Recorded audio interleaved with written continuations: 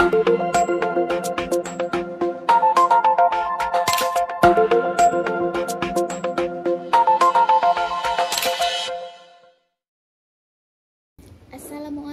warahmatullahi wabarakatuh. Perkenalkan, nama saya Sucia Nurmadani dengan NIM 2401717 dari Universitas Maluku Saleh, Fakultas Teknik Program Studi Teknik Informatika. Pada kesempatan kali ini, saya akan menjelaskan tentang keamanan dalam bidang informasi dengan mata kuliah Keamanan Sistem Komputer. Keamanan informasi menuju teknologi yang maju. Di era digital, informasi adalah aset paling berharga. Keamanan informasi memastikan data tetap rahasia, utuh, dan tersedia. Ancaman siber meningkat seiring kemajuan teknologi. Oleh karena itu, setiap individu dan organisasi perlu memahami prinsip keamanan informasi. Keamanan informasi ini adalah upaya melindungi data dari akses, penggunaan, modifikasi, atau perusakan tanpa izin.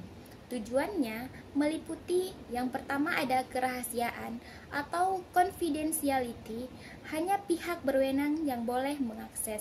Yang kedua ada integritas atau integrity, data tidak boleh diubah tanpa izin. Dan yang ketiga ada ketersediaan atau availability, data selalu tersedia saat dibutuhkan. Selanjutnya, ancaman keamanan informasi. Beberapa bentuk ancaman umum. Yang pertama ada malware atau virus, worm, dan trojan. Tujuannya itu merusak atau mencuri data. Yang kedua ada phishing, menipu pengguna untuk memberikan informasi pribadi. Yang ketiga ada DDoS attack, membuat sistem tidak bisa diakses.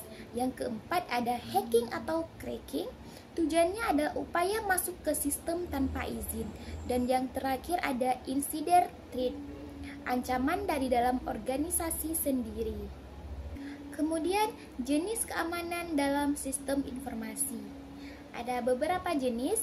Yang pertama keamanan fisik, melindungi perangkat keras atau server jaringan. Yang kedua ada keamanan logis, penggunaan password, enkripsi, dan firewall. Yang ketiga ada keamanan jaringan, mengamankan komunikasi data antar perangkat. Dan yang terakhir, yang keempat itu ada keamanan operasional, kebijakan dan prosedur dalam penggunaan data. Selanjutnya ada teknologi dalam keamanan informasi. Yang pertama, enkripsi data, mengubah data menjadi bentuk tidak terbaca. Yang kedua ada firewall, mencegah akses tidak sah dari luar jaringan. Yang ketiga ada IDS atau IPS, sering juga disebut Instruction, Detection, dan Prevention System. Yang keempat ada keamanan cloud, melindungi data yang disimpan di layanan cloud. Yang kelima ada antivirus dan anti-malware, mendeteksi dan menghapus ancaman. Selanjutnya ada contoh kasus nyata. Ada dua contoh kasus. Yang pertama kasus Tokopedia pada tahun 2020. Pada tahun 2020 terjadi kebocoran data besar di Tokopedia yang mengungkap sekitar 91 juta akun pengguna. Informasi seperti nama, email, dan password terenkripsi bocor akibat kerentanan pada sistem keamanan. Data tersebut kemudian dijual di forum daring, menyebabkan risiko penipuan dan penyalahgunaan identitas pengguna. Yang kedua ada kasus BPJS Kesehatan pada tahun 2021. Pada tahun 2021, data sekitar 279 juta penduduk Indonesia dari BPJS Kesehatan dilaporkan bocor dan dijual di forum dark web. Informasi yang terekspos meliputi NIK, nama, alamat, dan status kesehatan. Kebocoran ini diduga akibat kelemahan sistem penyimpanan data yang menimbulkan risiko pencurian identitas dan penipuan digital. Kemudian upaya dan strategi keamanan.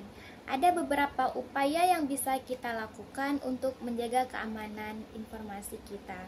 Yang pertama itu bisa kita gunakan password kuat dan ganti secara berkala.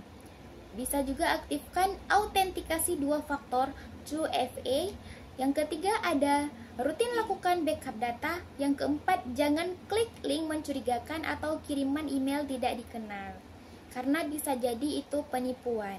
Yang kelima ada edukasi pengguna tentang keamanan digital. Dan yang terakhir ada kesimpulan.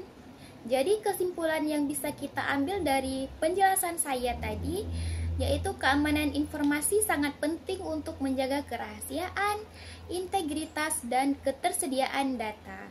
Setiap pengguna harus waspada terhadap ancaman siber dan menerapkan perlindungan seperti password kuat, enkripsi data, dan autentikasi ganda.